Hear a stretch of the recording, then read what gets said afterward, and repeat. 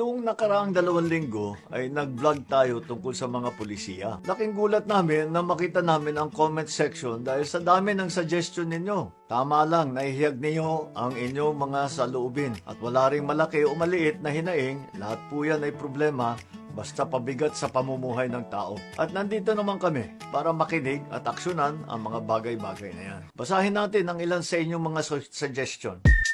Mula kay Geraldo Buena, Mr. President, yung mga senior citizen natin kapag binibigyan ng ayuda, bakit naman po kailangan pang magpunta sa court at paghihintay pa ng matagal bago ibigay ang anumang pinagkakaloob sa kanila? Madalas kailangan pang intayin yung politiko na dumating dahil isa-isa pang silang magsasalita sa harap at paulit-ulit lang naman na ipinapakilala ang kanilang mga sarili. Nakakarindi sa panindinig ito. Pwede bang tapusin na ang ganyang kalakaran? Sayang ang tanggapan ng barangay kung hindi sila pwedeng gamitin upang ihatid sa bawat bahay ang benepisyaryo ang ayuda para sa kanila. Alam nyo po, basta't ito ay mga programa ng national government, ang mga speech at iba pang pang-epal bago ng distribution, hindi na po pwede yan. Hindi pwedeng gamitin ang government services sa pamumulitika o pagpopromote ng sarili. Nakasaad na po ito sa DILG Memorandum Circular at kabilang rin sa provision ng GAA kung paano dapat gamitin ang pondo ng bayan. Bawal na po sa distribution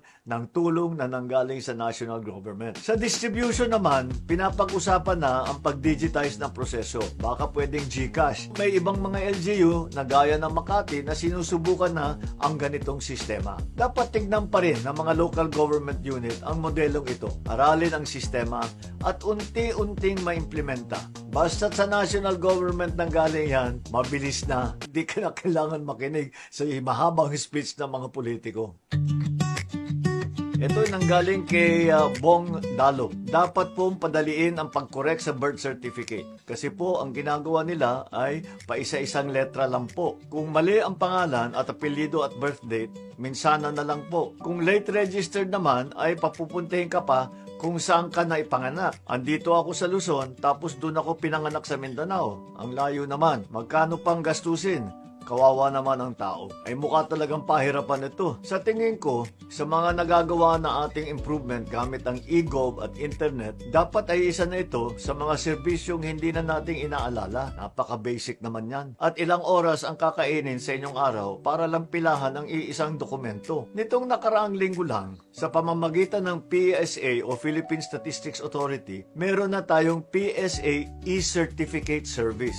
Dito na kayo makakapag-apply ng digital copy ng inyong birth certificate, marriage certificate at iba pang mga dokumento. Dapat ay kasama na ng PSA ang ganitong serbisyo. At kung magre-request ng physical copy, ay dapat naman sa kahit saang branch ng PSA, pwede nang tungkunin. Ang mahalagang bahagi rin dito ay dapat i-recognize o dapat tanggapin ang mga digital document ng lahat ng opisina sa ating bansa. Dapat ito kilalanin ng bawat government office upang maging kapaki-pakinabang ito. Kung tutuusin, marami na tayong serbisyo sa e-gov na kailangan lang fully ma-integrate sa workflow ng iba't ibang opisina. We need to be open in integrating so our digitization program can succeed. But having said that, kailangan natin intindihin na ang physical appearance sa ibang proseso ay hindi natin maisawalang bahala para hindi tayo malusutan ng fraudulent birth registration. Nakita naman ninyo ang nangyari kay Alice Go.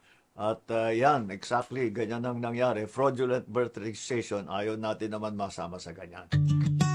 Mula kay Vivian Saremo, mahal na Pangulo, more training po sa mga youth na maging disiplinado kasi marami na daw pong tamad na kabataan. Sila po kasi ang pag-asa ng bayan. Salamat Vivian sa suggestion mo. Kabataan o hindi, kinakailangan talaga na mas malakas na kampanya sa disiplina. Asahan mo na may ilulunsad tayong programa sa mga susunod na linggo. MMDA Disiplina Campaign, ready to roll out na po yan.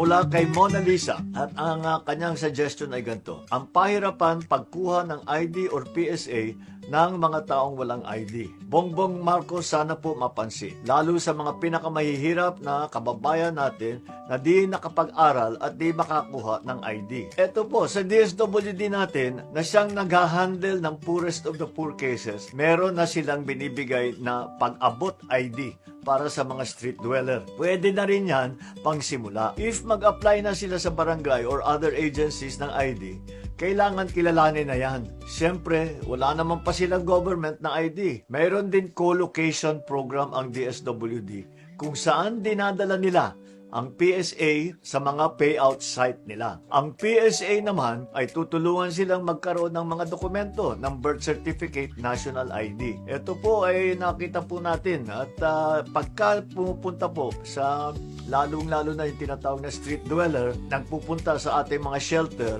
kasama na po lahat yan, yung ID, yung DSWD na ID, pati nang kung meron silang prueba doon sa kanilang birth certificate. Lahat po ng dokumento binibigay na natin. Pinadali na rin ng PSA ang proseso ng pagkuha ng national ID. Tinatanggap na po ng PSA ang kahit na anong dokumento na may pangalan, araw ng kapanganakan, address, litrato o lagda o thumbmark, katulad po ng barangay clearance. Sa mga kababayan po natin na kabilang sa marginalized sector o nakatira sa mga gilida, kung may barangay clearance kayo, maaari na po ninyong makukuha ng national ID. Pero para naman doon sa mga iba na hindi naman kabilang sa poorest of the poor at gusto lang makapagsimula, subukan po ninyo ang mga digital service natin. Gaya nung nasa PSA. Gamitin natin nang gamitin at kami naman sa national government dapat ay padadaliin namin ang proseso. Kaya PSA, padaliin nyo na, pabilisin nyo na.